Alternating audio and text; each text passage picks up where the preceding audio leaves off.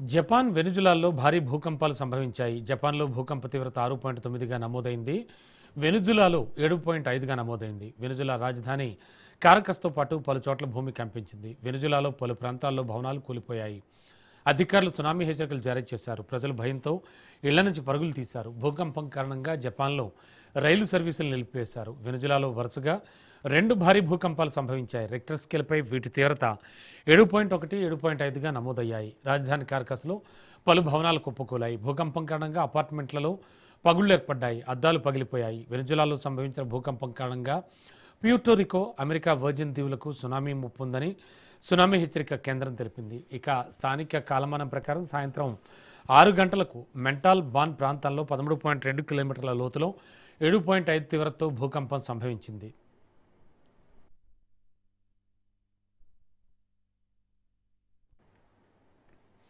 ఇక ఇవి బులెటిన్ విశేషాలు చూస్తూనే ఉండండి రాజ్ న్యూస్.